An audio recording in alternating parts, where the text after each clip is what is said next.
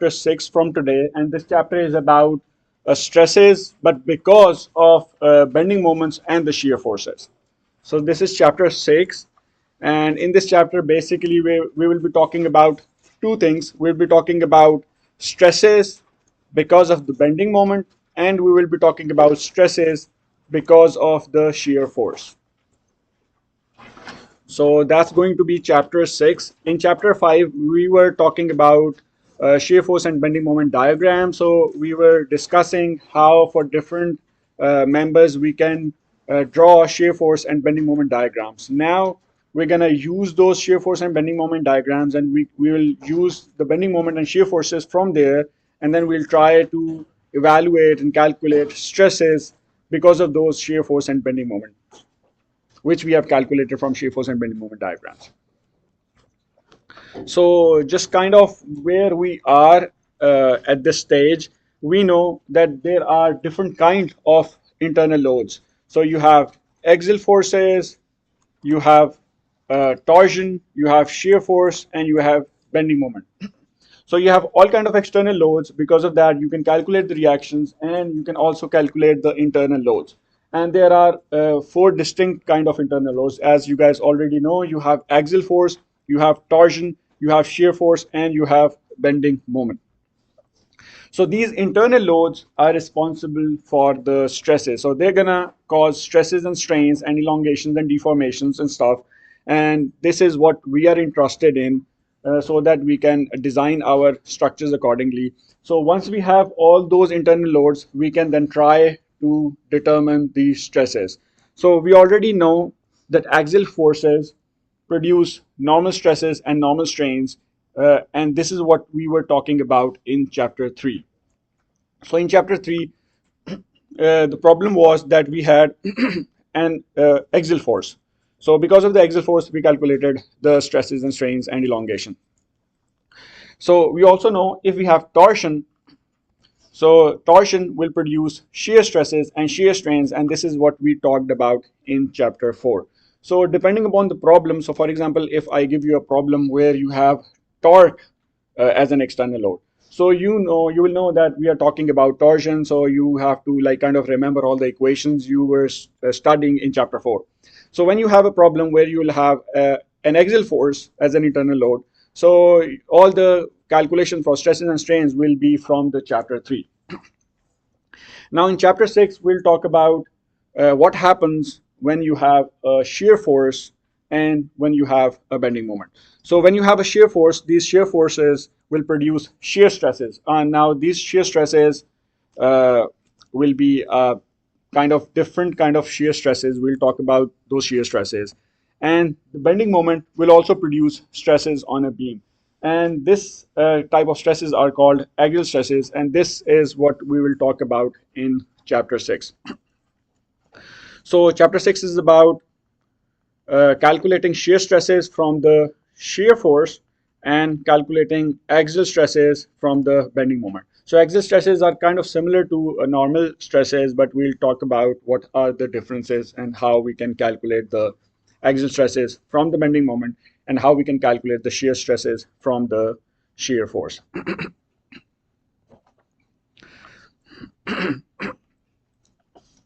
So this is an example of a beam, and we can see that if you apply a load to the beam, it will deform by bending. So I'm just gonna draw a deformation. If you try to imagine that this simply supported beam has different kind of external loads, and if you try to imagine how it will bend, how the deformation will occur, so you can imagine the deformation will be something like this. I'm going to draw a deformation. So when you have a beam, simply supported beam, and it has a different kind of external loads, it's going to bend something like this. So this is the deformation. So it's gonna try to bend, and this kind of bending is called sagging. This type of bending is called sagging. So when you have external loads on a simply supported beam. So this is how the deformations will look like. So if you look closely, the top portion are kind of in a compression. These top portion are kind of being compressed. So these top fibers are in a compression, and the bottom fibers are kind of in a tension. And there is a point along the beam where you have neither compression nor tension, and this is called neutral axis.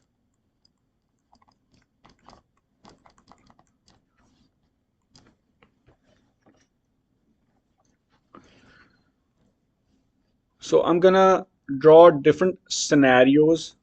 So for example, if you had a cantilever beam and if you apply a load, so let's just assume this is a internal load. If you cut a section, let's just assume this is an internal load. So this is a normal force.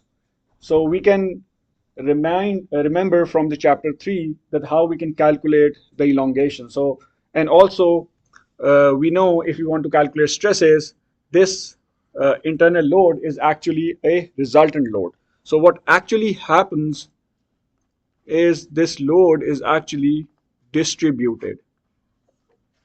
So this is an internal load. So all the internal loads which we have calculated before are actually resultant load. So this is actually a resultant force.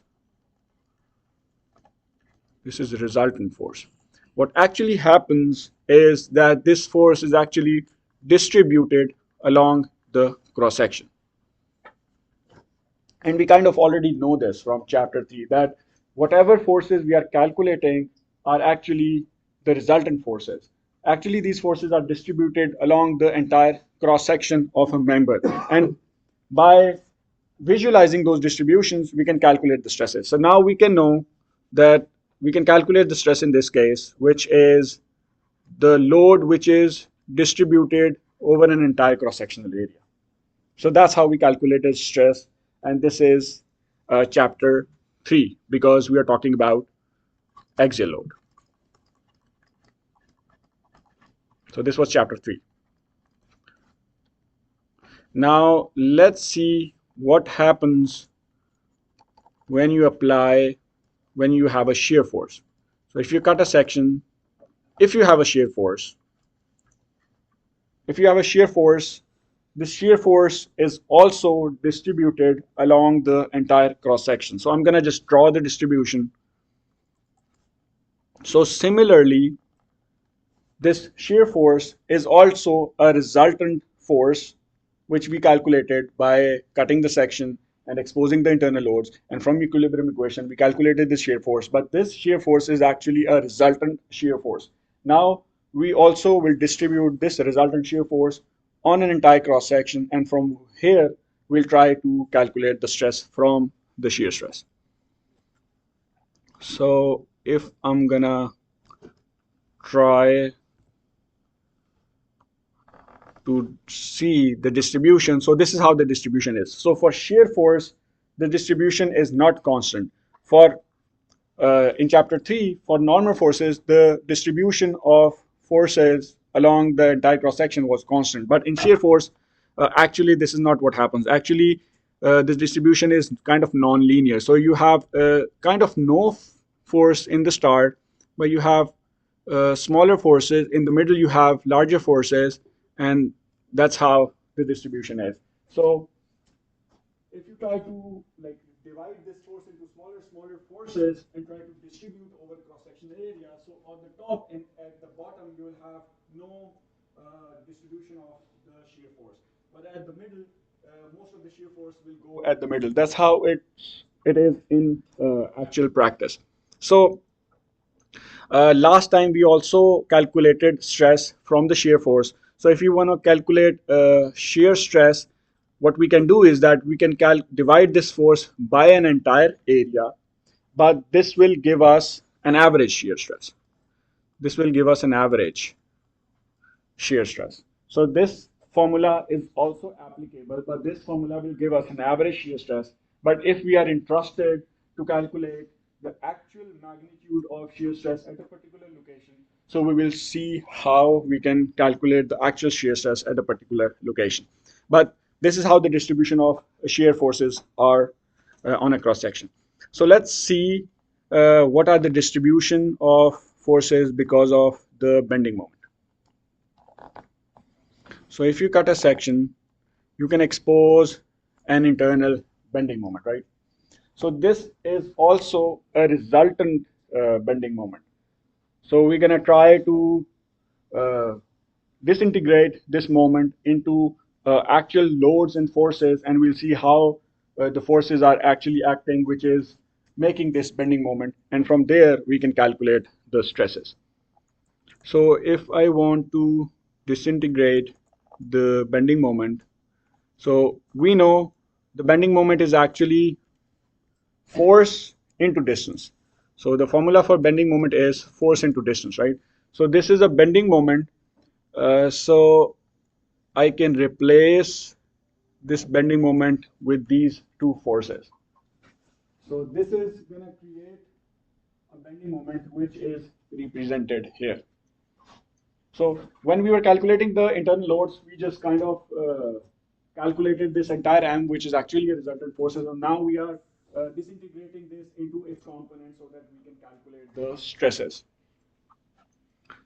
So this is a force, and this is also a force. But this force is also a resultant force. So I'm going to disintegrate this force also throughout an entire area to see how actually this moment is acting throughout the entire length. So if this is also a resultant force, I'm gonna draw this force here. And this force I'm gonna draw here. So let me draw this a bit bigger here for you guys to visualize. So if you cut a section, so you will have a compressive force which will keep on reducing in magnitude, and then you will have a tensile force keep on increasing in magnitude. So what we saw before, it actually looks something like this. So we were calculating moment and we wanted to calculate the resultant moment. So we just drew a circle with a symbol M to show that this is a bending moment. But this is how it actually looks like. If you disintegrate into forces, this is how a bending moment force looks like. So you can see that at the top, you have maximum forces because of the bending moment. But as you go down the cross section, the magnitude of the force keeps on decreasing till a point where you have basically no axial stress because of the moment. And this point is called neutral axis. And then the magnitude keeps on increasing, but the direction is reversed. So now you have, before you had forces compressing the member, and now you have forces which are producing tension. So in this particular case, where the moment is causing sagging, we can observe compressive force at the top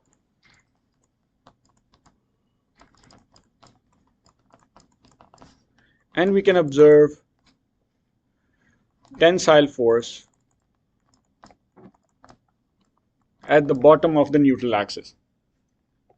So you can imagine that shear forces and bending moment are kind of little bit complicated as compared to what we were talking about in chapter 3. In chapter 3, we had normal force, and this normal force was actually uniformly distributed throughout the cross section. So we just divided by area and we calculated the stress. But in case of shear stress and in case of bending moment, the distribution is not uniform. So you cannot divide by area directly. You can, but you're going to get an average stress. So we're going to have different equations to calculate the stresses. And we also need to calculate stresses at every point, because now the stresses are not constant, the stresses are changing throughout the cross section. So if we want to, so this is because of the bending moment. So if we want to, I want to draw a distribution of shear forces. That's how the distribution of shear forces looks like. So you have zero shear force at the top, zero shear force at the bottom, but you have maximum shear force somewhere at the middle at the neutral axis. But the bending moment are kind of opposite. You have maximum bending moment at the top, maximum axial stress because of the bending moment at the top and at the bottom. And at the neutral axis, you will have zero axial stresses because of the bending moment. But we will see, we'll formulate equations and we'll see how it actually looks like. So we need equations to calculate the shear stresses from the shear force and axial stresses from the bending moment at different locations along the cross section. So let's talk about bending moment, pure bending moment. So this is an example of a simply supported beam where you have only moment acting. So if you try to draw shear force and bending moment diagrams, this is how it looks like. So this is how it looks like. So we have a simply supported beam and we have moment mz. So I've selected this because I don't want shear force to have any influence. I just want, if there is only bending moment, how we can calculate the axial stresses we're going to see in this example. So if you have a bending moment, you can draw shear force and bending moment diagrams, right? So in this case, if you do equilibrium equations, you're going to get no vertical force, though, so the shear force is basically zero. But if you try to draw bending moment, you're going to get this mz as a, so this is shear force diagram, this is bending moment diagram. So no shear force is practically zero. In this case, bending moment is mz at every particular point if you draw shear force and bending moment diagrams. Also, if you imagine how this bending will cause sagging on a beam, so this is how the deformations look like. So you have a neutral axis where you will observe no axial stresses, and then the top part, because of this shape, because you are having sagging, so you can observe you have kind of compression. So the top part is kind of being compressed, and below the neutral axis, the part is being in a tension. So if I want to draw the bending more clearly, I think that's how bending would look like, right? So because of this moment, that's how the bending will look like. This is the neutral axis. This is kind of the neutral axis. So you can see, I mean, this part is kind of in a compression, the top part. This is in compression. And the bottom part is kind of being stretched out. So it's in tension. And this is the neutral axis. So because of bending moment, what's happening is that you are seeing kind of like two type of deformation. You're seeing one part in compression and one part in tension. So this is what bending moment does. Bending moment actually create elongations like differently. So you will have compression on one side of the neutral axis and you will have tension on other side of the neutral axis. So deformations are also kind of tricky, and we'll talk about deformation in the next chapter, but this chapter will focus on axial forces, axial stresses because of the bending moment, and shear stresses because of the shear force. But just for you guys to let you know that you have compression on one side and tension on the other side because of the bending moment. And this is how the stresses looks like, right? So because you have compression above the neutral axis, you're going to see the compressive forces. And since you have tension below the neutral axis, you're going to see tensile forces, like forces pulling away the bottom part of the member. And at the neutral axis, the bending axial stresses are zero and as you go along the length, you're going to keep on increasing the axial stresses because of the bending moment. And you can also kind of see from here. So this is without the deformation, and when you apply a pure bending moment, this is how the deformations looks like. So you have straight lines here and straight lines, vertical straight lines, but you can observe that the straight lines horizontally are curved, and the vertical lines are also rotated in such a way that you have a bigger distances at the bottom and smaller distances at the top. And from here you can conclude that you are observing compression on the top part of the fibers and tension on the bottom side. And this is only because of the bending moment. And if you want to calculate stresses, axial stresses because of the bending moment, this is the equation, and this is kind of important equation. And this equation will help us to calculate axial stresses along the length of a cross section because of the bending moment. So this, in this equation, this sigma is my by I. This m is actually the bending moment, which we had calculated from cutting the section and exposing the internal loads, or from the shear force and bending moment diagram, the maximum value. If you want to calculate the maximum axial stresses, then this moment is the maximum value of the bending moment diagram. So this is an actually resultant, I can call it resultant because this is what we have calculated, resultant internal moment.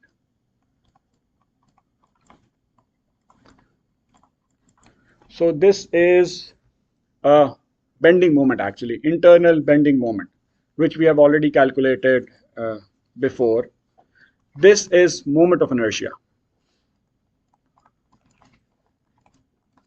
And we can also calculate moment of inertia from what we have studied in statics. So for different shapes, you have different equations for the moment of inertia. And moment of inertia is basically a geometric property. It's a property of a shape which helps to resist the bending moment. So moment of inertia actually helps resist bending moment. So that's what we're going to use it here. And y is actually perpendicular distance from neutral axis.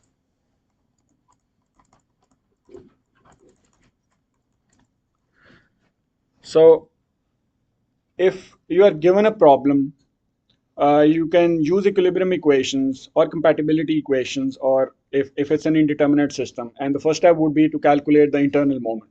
So once you have the internal moment, or if you have a different loading conditions, so then you have to draw shear force and bending moment diagrams. And if I'm asking what are the maximum axial stresses, you have to figure out what is the maximum point on the bending moment diagram, and that maximum point or the internal bending moment will go here.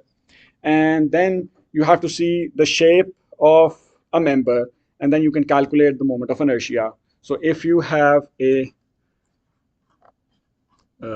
this kind of shape, B and H, so we know the moment of inertia for this shape is BH cubed by 12.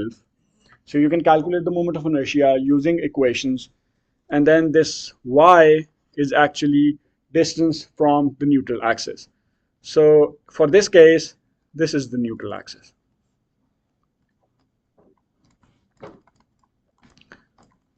So you also have to calculate neutral axis. And how you can calculate neutral axis is basically distance, the centroidal distance. So from this point to this point, this is basically, this point is basically neutral axis. And neutral axis you can calculate by using centroid equation, right? Using first moment of area. So centroid is basically a neutral axis. So then you will have all the things you need to calculate the axial stresses. And you can calculate axial stresses at different locations wherever you want. So for example, if you want to calculate the axial stresses at this location, then this is the bending moment. And moment of inertia you can calculate from this equation. And this is the distance y. So if you put this y distance here, you're going to get this value of stress. And if someone asks you to calculate the maximum stress So the maximum stress would be equal to mc by I if this is C. So that's going to give you maximum stress. So using this equation, you can calculate axial stresses at any given distance along the cross section. So I would say this is kind of important equation. And using this equation, you can calculate the axial stresses. And now we'll move to shear forces and shear stresses. So for shear force and shear stress, I'm going to draw a figure again. But in this case, before I had a moment because I wanted to know what will happen because of the bending moment. Now I have applied a force. And if you apply a force, and if you want to draw a shear force diagram, this is how it looks like, right? So this is a force, and in our case, the reaction would be P by L. If the force is acting right at the middle, P by L is the reaction force. And we can draw a shear force diagram using these three values. So this is P by, this is P, this should be P by 2, right? This is half the force, P by 2. This is P by 2. That's the force. So this is P. So the reaction forces would be P by 2 and P by 2. And you can draw the shear force diagram. This is P by 2. And then you have a straight line. Then you have a load. It will go down. It's going to be minus P by 2. And that's the shear force diagram. You can also draw bending moment diagram. So you have a simply supported beam. So there are no moments at the end. And if you calculate the area is, this is distance L. So the area is equal to P by 2 into L, which is PL by 2. So we have calculated area till this point. So this is going to give us this point, which is PL by 2. And this is straight line. So I'm going to make it curve. And this is our bending moment diagram. So, I mean, for every one of you, is it clear how we can draw a shear force diagram and bending moment diagram if we have some kind of loading condition? So that's how we can like quickly draw shear force and bending moment diagram, or we can also use the equation method to cut a section and make an ax and then calculate the shear force and bending moment diagrams. So if you cut a section, and this is how, and if you see the cross section, this is how the variations of shear forces looks like. So you can see this is a resultant shear force. So I have to divide this resultant shear force into over an entire area so that I can calculate the shear stresses. So you can see at the top, the shear stress is going to be like 0. At the bottom also, the shear stress is going to be 0. But as you go down from the cross section, the forces are going to keep on increasing, and you'll see maximum, like the higher magnitude of maximum magnitude of the force right at the center. And then as you keep on going down, you're going to see reduced magnitude of those shear forces. So all these shear forces, part of the shear forces which are shown here, are actually resultant of this force. So this is the shear force which we calculated using equilibrium equations, and now we're going to remove this shear force, and we're going to like apply these, disintegrate this shear force, and we'll apply over an entire area. So this is how like shear stresses looks like. So if I want to draw the cross section, I'm just going to look from the side. So you'll have no shear stress, then you'll have some shear stress, and then this magnitude of shear stress will keep on increasing. You'll have the highest shear stress right at the center, and then the magnitude will keep on decreasing, and you will have no shear stress here. And if I want to draw transverse shear, this is how it looks like. These are the values of shear. So the maximum shear here, and then reducing shear at the top and bottom. So what we're gonna do is that we're gonna take one element out, and this is what is shown here. And the reason why I'm doing it is that I want to show you guys the relationship between the longitudinal stress and the transverse shear stress. So this shear stress is actually transverse shear stress. Transverse. This is transverse shear, and the stresses because of transverse shear would be transverse shear stress.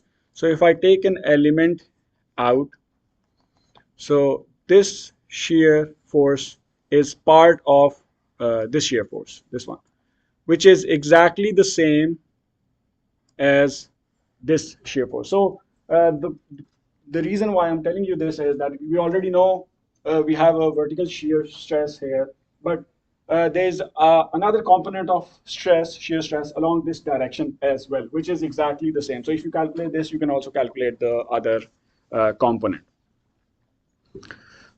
Yeah. So I'm just gonna visualize. So basically, the component are the same. If you calculate this, you can calculate the other part as well. Basically, they are same in magnitude, but the direction are opposite. But just for you to know that there is another part of shear which is along the transverse direction. So we're gonna show you some two figures just to highlight this aspect. So if you apply a load, so this is a beam, but what is different for this beam is that this beam is made up of different boards, and these boards are not bonded together. So if you apply a load, this is how the bending will happen, you know. So you can see that the boards will kind of slide along with each other along the longitudinal direction. So this is P. We can calculate the reaction, which is P by 2. If you cut a section, you can expose the shear force, which would be equal to P by 2. So this is the transverse shear force.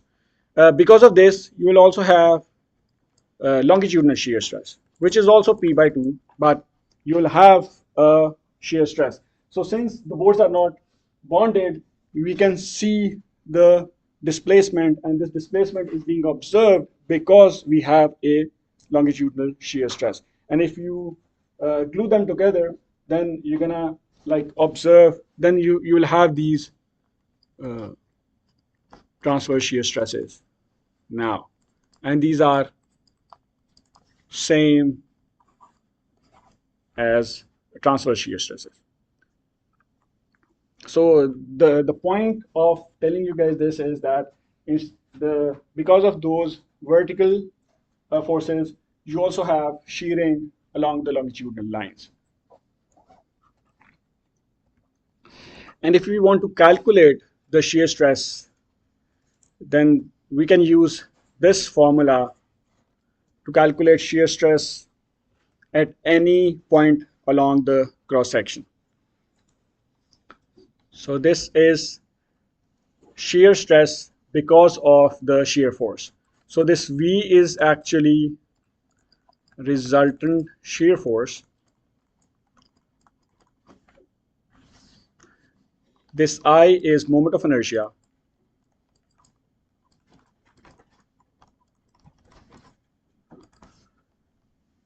And this T is actually width of cross section. This Q is first moment of area.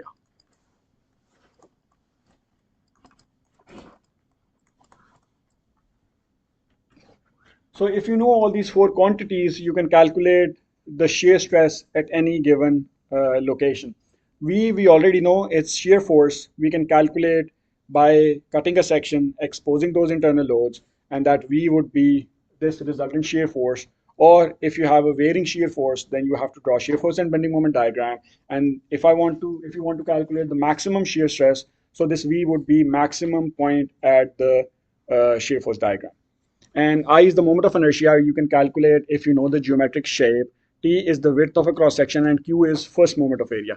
So if this is a cross section, and this is the width of a cross section, this is the height of a cross section. Moment of inertia you can calculate by this formula, bh cubed by 12, right? And this t is actually width of a cross section, which is basically the b, the width of a cross section. And this q is first moment of area. So let's see how we can calculate this q. And once we will do the calculations, it's going to be super easy, but I'm going to just show you here how we can calculate q. I think rest of the things you can calculate, but q is a little tricky. So if this is a cross section and the width is b, height is h, and this is our neutral axis. So if I want to calculate a shear stress at this location, right? If I want to calculate shear stress at this location, then shear force would be given, or we can calculate by using all the methods we know before. Moment of inertia we can calculate from statics. T we already know, which is the width of a cross section. So Q would be, if I want to calculate shear stress at this location, so the formula for Q would be equal to A star Y star.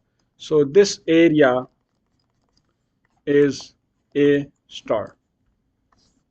And from the neutral axis to the centroid of this area is actually Y prime star. So once we'll do the calculation, it's going to become like more easy to understand, but this is how it is. And neutral axis we can calculate from calculating the centroid. So neutral axis is basically a centroidal distance of any shape. So I mean, maybe before next lecture, you guys can go back, you can revise how to calculate centroids, you can revise how to calculate moment of inertia.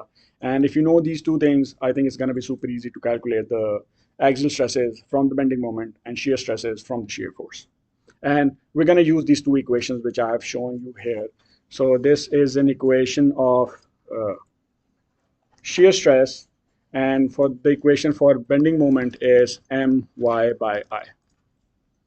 So if you know these two equations, you can calculate axial stresses from bending moment and shear stresses from the shear force.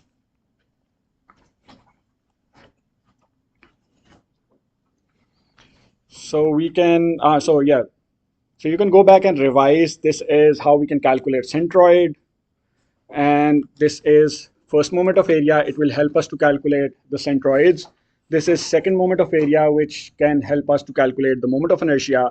And if the shape is simple, then we already have equations. But if the shape is a bit complicated, then we need to know parallel axis theorem. And we can use parallel axis theorem to calculate the moment of inertia for complicated shapes. So for example, if you have a T-beam, then obviously you need parallel axis theorem to calculate the moment of inertia for this T-beam. But you guys have already done this in statics, so I'm just gonna quickly overview this. So centroid, moment of inertia, and parallel axis theorem, maybe you can revise from statics class. And finally, this is what we have discussed so far. This was chapter 3, this was chapter 4, and this is chapter 6, and this is also chapter 6. So you can see, if you have an axial internal force, you can calculate the stress by using this equation. And if you have a torque, then you can calculate stresses using this equation. And if you have bending moment, you need to use this equation. And if you have shear stress, you need to use this equation. So in an exam, you have to figure out which internal load we are talking about. And from there, you can just like remember what is the chapter and what is the equation for that chapter. And then you can use those equations to calculate the stresses.